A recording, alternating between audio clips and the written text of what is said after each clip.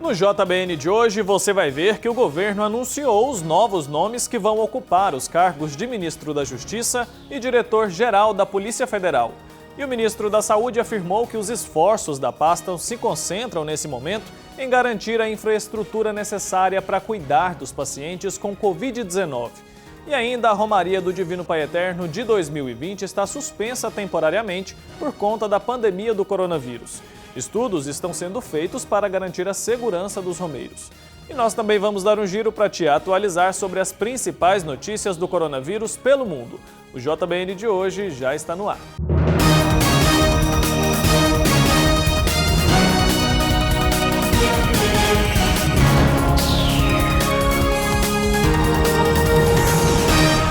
Olá, boa noite, seja muito bem-vindo ao Jornal Boa Notícia desta terça-feira, 28 de abril. O governo federal publicou, durante a madrugada de hoje, o nome do novo ministro da Justiça e Segurança Pública. O Planalto também divulgou quem vai ocupar a cadeira de diretor-geral da Polícia Federal. O advogado André Luiz Mendonça foi anunciado como novo ministro da Justiça. Até então, Mendonça era titular da Advocacia Geral da União. André é considerado por Bolsonaro como um ministro leal. Inclusive, já foi citado pelo presidente como candidato à indicação a uma vaga no Supremo Tribunal Federal. Já o nome de Alexandre Ramagem foi confirmado como novo diretor da Polícia Federal. As nomeações foram publicadas nesta terça no Diário Oficial da União e são assinadas apenas pelo presidente Jair Bolsonaro. As vagas no Ministério da Justiça e na Polícia Federal ficarão abertas depois que o ex-ministro Sérgio Moro pediu demissão e o ex-diretor-geral da PF, Maurício Valeixo, foi exonerado por Bolsonaro. Moro deixou a pasta dizendo que o presidente está tentando interferir no trabalho da Polícia Federal. Bolsonaro nega. E em coletiva de imprensa no Palácio do Planalto, o ministro da Saúde, Nelson Taixe, disse que agora os esforços no ministério se concentram em garantir a infraestrutura necessária para cuidar dos pacientes com Covid-19. Taixe também disse que vai trabalhar em conjunto com governadores e secretários estaduais de saúde. A gente vai ter um trabalho intenso com estados e municípios. Essa semana a gente já vai ter reunião com os governadores e eu vou começar também a trabalhar com o CONAS e CONASEMS, isso vai acontecer essa semana. A gente precisou de uma semana para definir os próximos passos, uma semana para estruturar tudo. Então essa parte é fundamental. O IBGE, Instituto Brasileiro de Geografia e Estatística, vai ajudar a desenvolver um plano de testagem para acompanhar a evolução da doença no Brasil. Eu conversei com a presidente do IBGE, a gente vai na parte de testes, a gente vai trazer o IBGE para nos ajudar a desenhar a melhor forma de realizar os testes, isso é uma coisa importante. A gente traz uma metodologia sólida para que a gente consiga entender a doença no Brasil. O ministro também reforçou que o retorno às atividades não vai acontecer de uma hora para outra. Segundo ele, isso colocaria em risco a vida de milhões de brasileiros. Nesse momento, realmente, cuidar das pessoas e salvar o maior número possível de vidas é a prioridade absoluta. Esta foi a primeira coletiva que Taixe deu ao lado do novo secretário executivo da pasta, Eduardo Pazuello. Na ocasião, Pazuello afirmou que, por causa do tamanho do Brasil, é impossível dar uma única orientação a todos os estados e municípios. Por isso, as medidas adotadas serão pensadas para cada região especificamente. Nós temos cidades que estão precisando ação mais imediata. Cidades como Manaus, Belém, Fortaleza, Rio de Janeiro, todos estão aí acompanhando o caminho das coisas. Essa ação, ela sempre será planejamento centralizado, execução descentralizada e integrada entre Estado e município. E agora a gente vai dar um giro para saber como está a situação do novo coronavírus pelo mundo. Vamos acompanhar. Em Singapura, pessoas que corriam em vias públicas estão sendo incentivadas por um robô a praticar o isolamento social. Fiquem seguros, fiquem em casa. Foram as mensagens deixadas pelo robô vigilante. A máquina é controlada remotamente e possui baterias com duração de até 1 quilômetro de distância de percurso, que agora será aumentada para 4 quilômetros. A máquina, batizada de OR3, atraiu olhares de curiosos, de corredores e de ciclistas. O chefe da Organização Mundial da Saúde, Tedros Adhanom, alertou que a pandemia do novo coronavírus está longe de terminar e que está profundamente preocupado, em especial com as crianças. O diretor-geral acrescentou ainda que o órgão está preocupado com o aumento das tendências na África, Europa Oriental, América Latina e alguns países asiáticos. Outra preocupação é de que, segundo ele, está faltando vacinas contra diversas doenças em 21 países, resultado de restrições nas fronteiras relacionadas à pandemia.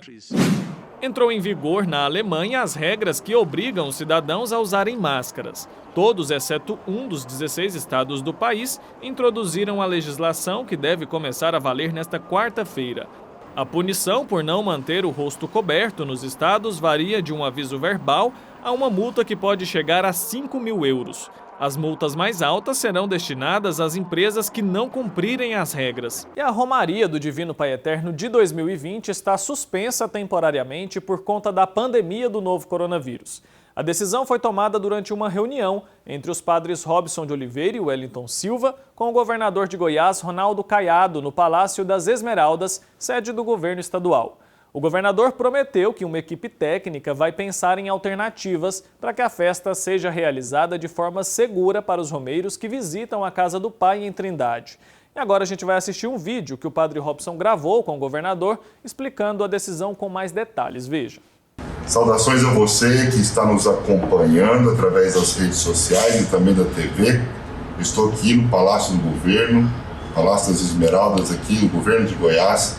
Estou do lado aqui do governador Ronaldo Caiado, nosso querido governador eleito nesse mandato, e nós estamos conversando um pouco sobre a Romaria do Divino Pai Eterno e algumas ideias. Ele, como médico, ele vai saber dizer muito melhor do que nós mesmos e com toda a sua equipe epidemiológica a melhor maneira de nós podermos conduzir as celebrações na Basílica do Divino Pai Eterno.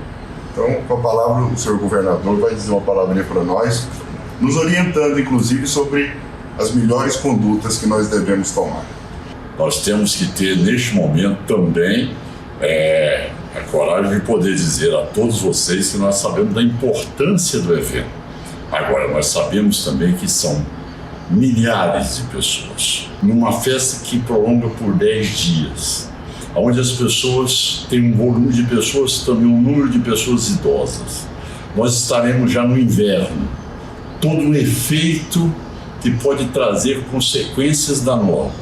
Então nós vamos fazer um estudo, mas o primeiro momento, eu pedi ao Padre Robson, que realmente que a gente possa debater, fazer uma mesa redonda, estar discutindo com epidemiologistas, médicos, com nosso pessoal também de avaliação da progressão do coronavírus, mas no primeiro momento, acho que é fundamental para nós começarmos a pensar em algo que não seja possível a aglomeração das pessoas na cidade de Trindade. Por isso que a gente tem esse cuidado, estamos tomando esse cuidado pelo bem de você, que é filho amado de Deus Pai, que é romeiro do Pai Eterno. Então, pense bem, nós estamos cuidando de você para que você possa estar sempre bem. Continue nos acompanhando pela TV Pai Eterno, esteja nessa comunhão tão próxima de vida e espiritualidade através da TV. E nós vamos conversando com o senhor governador, uma pessoa muito atenciosa, nos atendeu prontamente. Obrigado, governador. E que a gente possa amadurecer esses passos que nós temos que dar a partir dessa situação tão inusitada, tão singular, que é essa pandemia no Brasil e no mundo.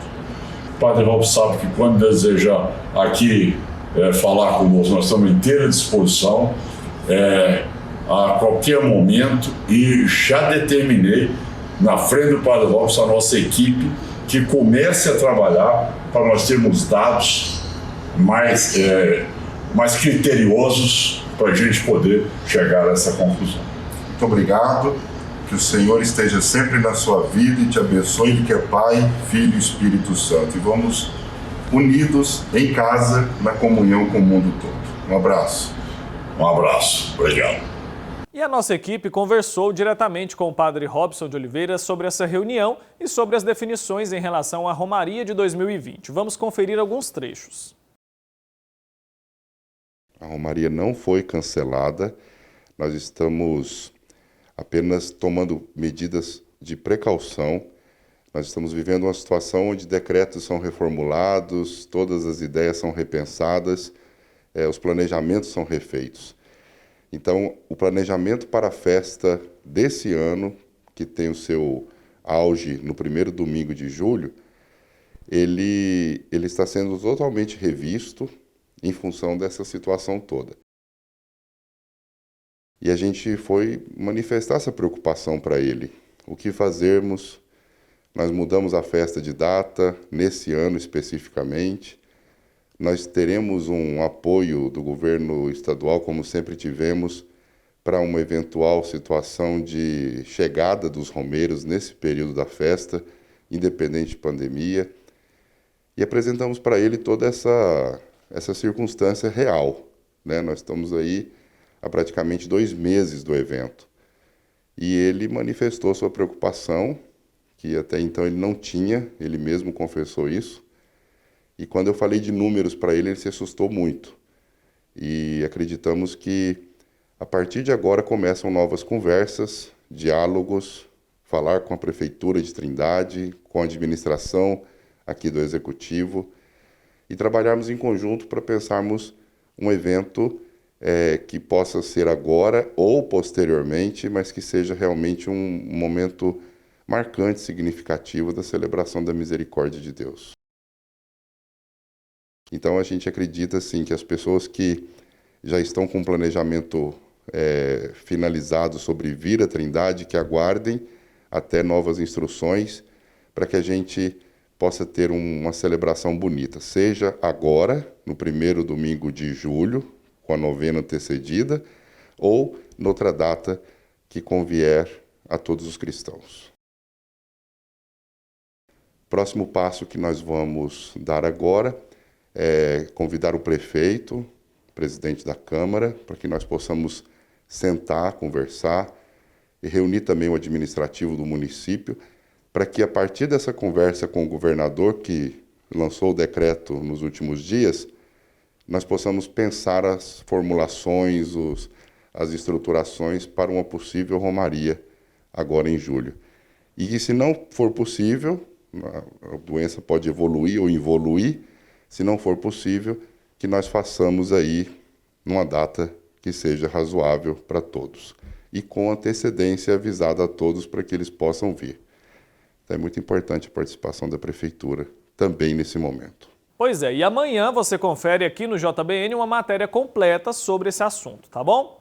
E agora a gente vai para o intervalo e a seguir você confere as principais notícias do Papa Francisco com o nosso correspondente Silvonei José. É já já.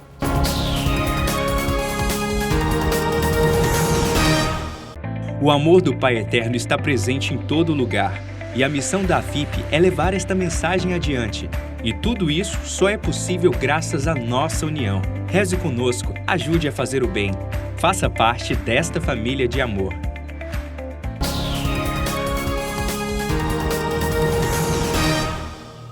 Estamos de volta com o JBN de hoje. Muito obrigado pela sua companhia. Manter a esperança acesa em nossos corações. Esse é um dos grandes desafios para os cristãos nesse período de pandemia. E esse é o destaque da Daiane Rodrigues hoje aqui no JBN. Confira. O isolamento social pode ser um momento extremamente difícil para algumas pessoas. E é normal se sentir angustiado. Mas é importante enxergar em cada situação difícil que passamos uma oportunidade de descobrir novas coisas. E essa pandemia pode ser uma profunda experiência com o Pai Eterno e também em família. Aqui vai então algumas dicas, de forma que você e a sua família possam aproveitar esses momentos para primeiro ponto, Primeiro ponto para que vocês possam dialogar mais. Dialogar significa não um confronto de ideias a ponto de entrar numa discussão que não seja saudável, muito pelo contrário. O diálogo é a abertura para ouvir o outro. Isso é importante que aconteça nas famílias. Um segundo ponto é a cultura do reencontro. Me parece, minha gente, que as famílias perderam essa cultura do reencontro devido a tantas redes sociais ou a tantos modelos que nós temos de acesso, formas de acesso, com tantas outras pessoas e tantos outros meios, nós vamos perdendo essa cultura do encontro. Então agora é preciso fazer a cultura do reencontro. A cultura de perceber que dentro aí dessa casa existem pessoas que precisam dialogar, pessoas que precisam se encontrar, reencontrar. E aí vem outro ponto muito importante citado pelo padre, a oração em família. Em meio a essa pandemia, é possível ver de forma ainda mais profunda a necessidade de se rezar em família, para se manter firme na fé e fortalecer os vínculos familiares. Afinal, a família cristã é uma igreja doméstica. É verdade que foi preciso, às vezes, que por formas externas, meio que nos aprisionassem, meio que nos isolassem, nós tivemos que seguir tudo isso, uma adequação social. Mas, por outro lado também, nós temos o ponto positivo disso. Agora a família pode se reencontrar no diálogo e na oração. Perceba então que é um caminho, o diálogo, o reencontro e a oração. Se reencontrando na oração, essa família se reencontra também com Jesus Cristo, se reencontra também com as coisas do alto, se reencontra também com aquilo que é o mais sagrado, Jesus em meio, Jesus no meio, Jesus participante desta vida. E por que não traçar metas familiares? Comecem a pensar, comecem a ser um modelo de família que sabe planejar a vida, que sabe planejar a história, sabendo que Deus vai participando de todos os nossos planejamentos, mas é preciso que nós também tenhamos essa força, essa vontade, esse desejo de planejar, de nos organizar para o futuro. O que será o amanhã nós não sabemos, nós temos o hoje. Amanhã nós não sabemos, o passado já foi. Mas se eu tenho o hoje, eu tenho o agora. O agora então eu posso buscar um verdadeiro diálogo. No agora eu posso viver a cultura do reencontro. No agora eu posso buscar uma vida de oração com a minha família, olhando os valores de cada um. Parem de olhar o que há de negativo na sua família ou nas pessoas da sua casa. Comece a olhar o que tem de positivo, o que tem de bom, o que tem de verdadeiro, o que tem de amável. Eu garanto para vocês irão fazer muitos projetos belíssimos e que com certeza vocês poderão executar na alegria, na graça e dentro de todo o amor, de todo o mistério que Deus pode conceder para vocês. Que Deus abençoe este momento de isolamento, este momento de distanciamento social, este momento de diálogo, de cultura do reencontro, de oração e de projetos futuros. Que Deus possa abençoar no amor de Maria. E a gente traz agora uma mensagem do bispo da Diocese de Campo Maior, no Piauí, Dom Francisco de Assis, que fala sobre esse momento de pandemia que estamos vivendo e da importância de alimentar a esperança em nosso coração. Acompanhe. Queridos irmãos e irmãs, estou aqui com a Bíblia Sagrada, abri no livro do Eclesiástico, capítulo 5, e versículos 3 e 4. Não digas... pequei e o que me aconteceu de mal? A propósito de um pecado perdoado, não estejas sem temor e não acrescentes pecado sobre pecado. Não digas, a misericórdia do Senhor é grande e Ele terá piedade da multidão dos meus pecados. A misericórdia do Senhor exige de nós um desejo profundo de conversão. Foi a mensagem do domingo da Divina Misericórdia neste último 19 de abril. A misericórdia exige de nós um compromisso, um desejo de conversão. Já nos disseram, e vale a pena recordar, quem não precisa de conversão? Vimos pelas mídias as manifestações de domingo, dia 19 de abril. Diversas cidades do Brasil, houve carreata, houve até passeata, houve até discurso. Em tempos de pandemia, nada está garantido. Nenhuma segurança temos em relação à saúde, nem sequer os que têm planos de saúde. Porque se o sistema de saúde, como já dá sinais nas grandes cidades, entrar em colapso, a questão é muito séria. Porque, como já acontece em países da Europa, passa a acontecer no Brasil. Escolher quem vai viver e quem vai ser deixado para morrer. Mas não é por maldade, é por falta de escolha, falta de alternativa. Então nós temos que pensar nisso. A quarentena é difícil, Muitos, do ponto de vista do mercado, estão numa crise e que não tem perspectivas a curtíssimo prazo, também é verdade. Mas, se o sistema, como já disseram os profissionais da área da saúde, entrar em colapso, aí nós vamos ter uma situação cada vez mais agravada.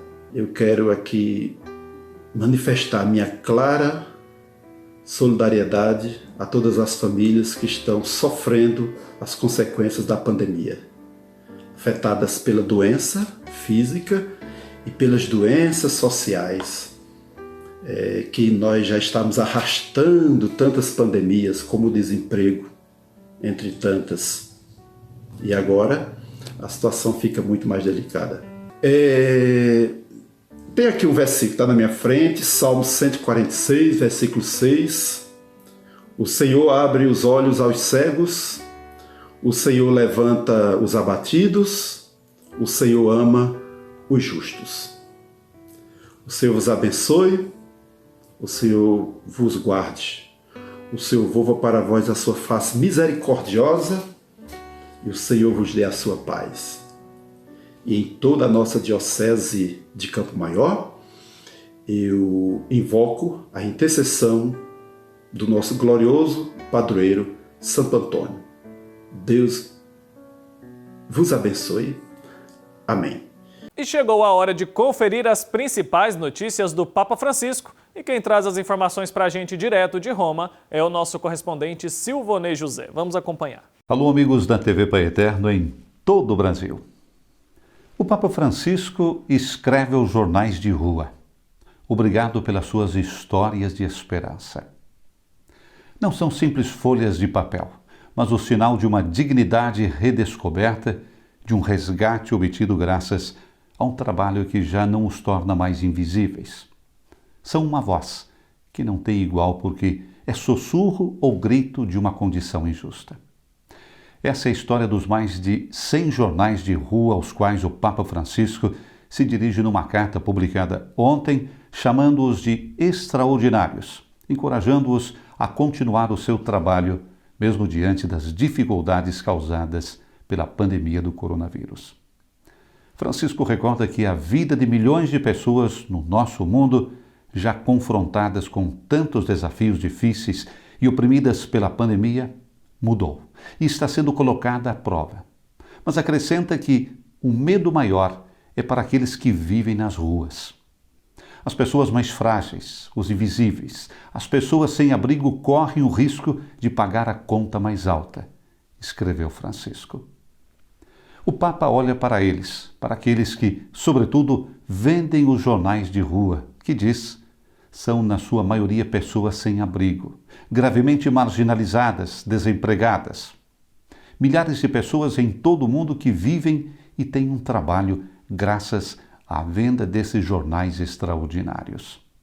É uma realidade composta por mais de 100 jornais de rua de todo o mundo, publicados em 35 países diferentes e em 25 línguas diferentes, mas que, acima de tudo, oferecem rendimentos a mais de 20.500 pessoas sem abrigo. Na Itália, o Papa recorda a bonita experiência de Scarpe de Tênis, o projeto da Caritas que permite a mais de 130 pessoas em dificuldade ter uma renda e, com ela, ter acesso aos direitos fundamentais de cidadania. O coronavírus pôs de joelhos essas realidades e, por isso, Francisco expressa a sua proximidade, mas confia no futuro, com encorajamento e num espírito de amizade, porque o trabalho que se faz é também a narração de muitas histórias de esperança. Olhar para as pessoas mais pobres nesses dias pode ajudar-nos a tomar consciência do que realmente nos está acontecendo e da nossa verdadeira condição. Francisco sempre mostrou atenção aos jornais de rua. Concedeu, desde o início do seu pontificado, 3 entrevistas. Em 27 de outubro de 2015, respondeu às perguntas do jornal holandês Straat News. O Papa falou naquela entrevista de um dever que sente de falar dos marginalizados imigrantes e do desejo de um mundo sem pobres, pelo qual é necessário lutar sempre, ainda que seja só para garantir os 3 T's: trabalho, teto e terra. A outra entrevista foi ao Escape de Tênis, em fevereiro de 2017, um jornal de rua nascido na capital lombarda em 94. No centro da entrevista, o acolhimento que para Francisco deve caminhar junto com a integração. A solidariedade entre os pobres, porque, explica ele, eles sentem que precisam uns dos outros. O Papa não deixa de recordar como é difícil colocar-se no lugar do outro, nos sapatos do outro. Fazê-lo significa ter grande capacidade de compreensão do momento e das situações difíceis. Também em 2015, o Papa tinha dado uma entrevista ao jornal de las Villas de Buenos Aires, La Cárcova. Aos jovens, pediu que sigam 3 caminhos para que, de jovens museu, que sabem muito, mas permanecem no virtual, se transformem em jovens que sentem. Fala de 3 linguagens: a linguagem da cabeça, a linguagem do coração e a linguagem das mãos. Tem de haver harmonia entre as 3, de modo que você pense o que sente e o que faz, sinta o que pensa e o que faz, e faça o que sente e o que pensa. Isso é concreto. Ficar apenas no plano virtual, disse o Papa, é como viver numa cabeça sem corpo. Já na missa de ontem de manhã, segunda-feira, na Casa Santa Marta, no Vaticano, o Papa voltou o seu pensamento aos artistas e ao caminho da beleza e da criatividade que podem ajudar neste momento difícil caracterizado pela pandemia. Na sua homilia, convidou a pedir a graça de voltar sempre ao primeiro chamado, quando Jesus nos olhou com amor. De Roma, para a TV Pai Eterno, Silvonei José. Obrigado, Silvonei, pela participação. E esse foi o JBN de hoje. Muito obrigado pela sua audiência. A gente vai ficando por aqui. Lembrando que amanhã nós estamos de volta e é claro que eu conto com a sua companhia. Até lá!